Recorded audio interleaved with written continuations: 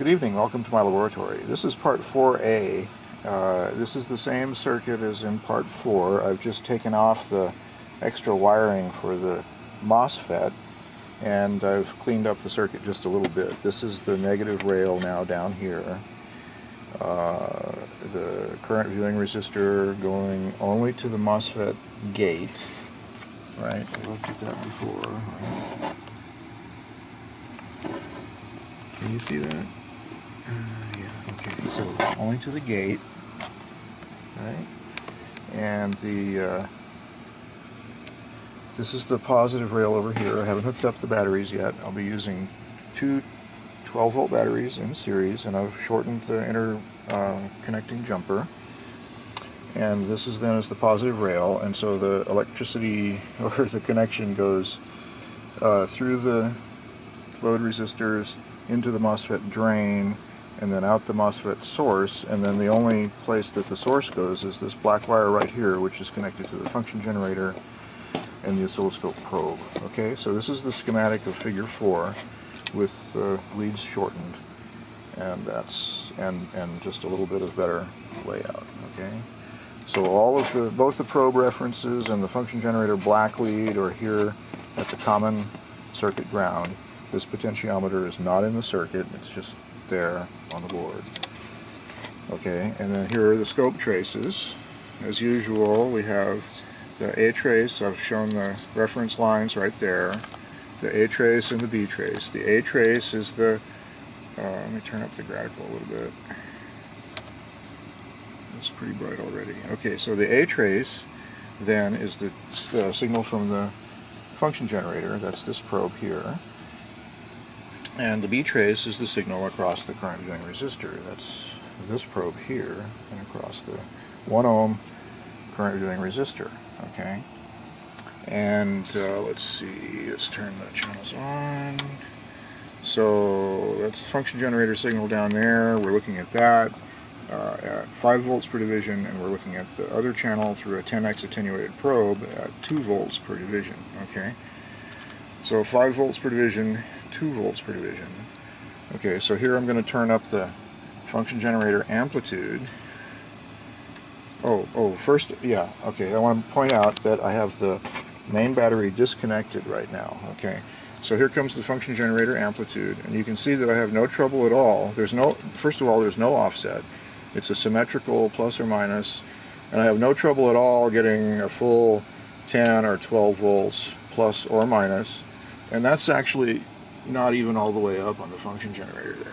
Okay, this F43 is a powerful beast. All right, so no problems there. All right, so now I'm going to hook up the battery. At this point in time, actually, I'm going to hook up the battery. Okay, and now back to the trace.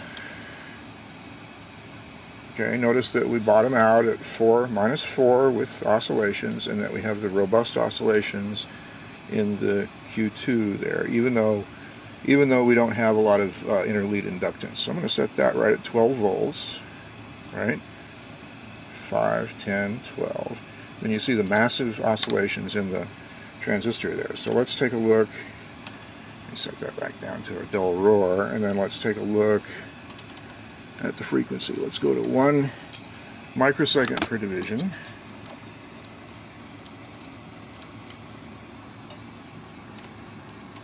I think. I see what happened. We shifted off the trace there.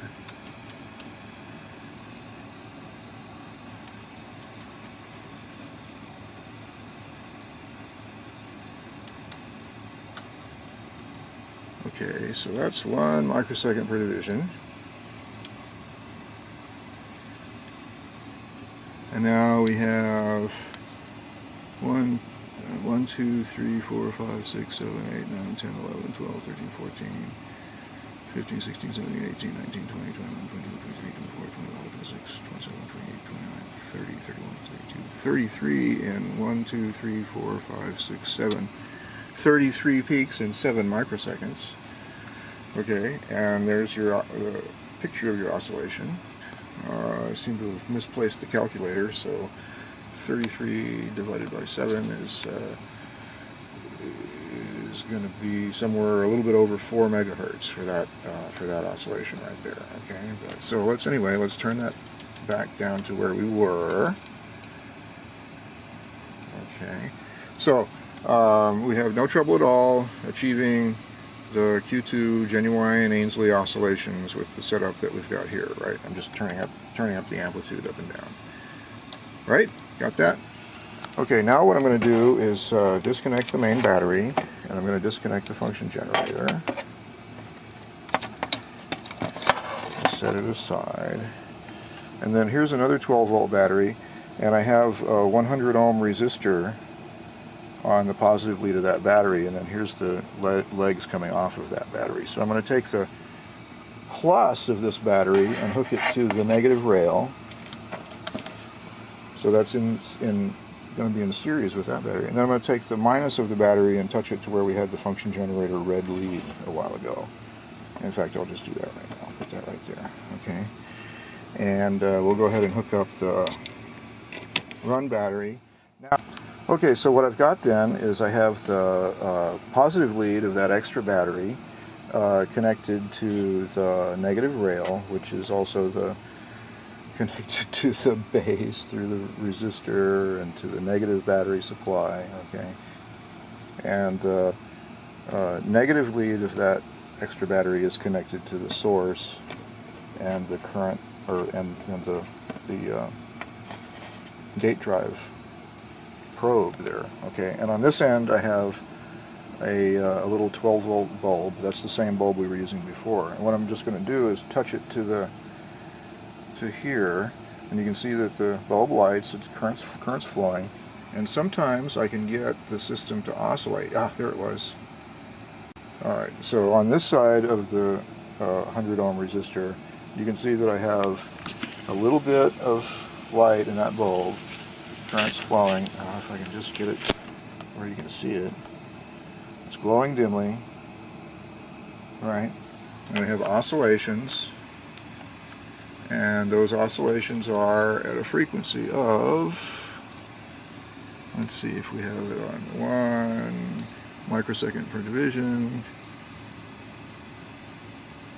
And then we have 1, 2, 3, 4, 5, 6, 7, 8, 9, 10, 11, 12, 13, 14, 15, 16, 17, 18, 19, 20, 21, 22, 6, 27, 28, 29, 30, 31, 32, 33, and 1, 2, 3, 4, 5, 6, 7, 33 and 7 microseconds.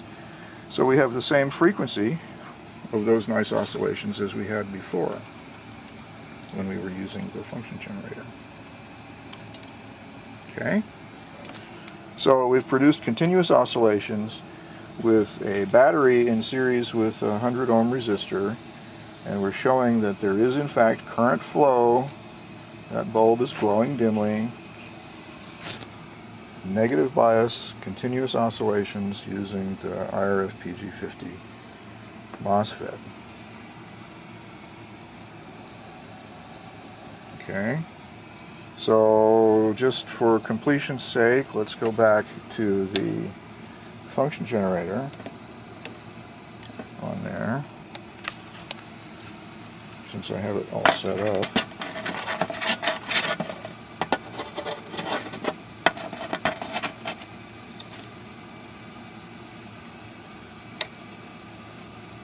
Alright, and now, there you go.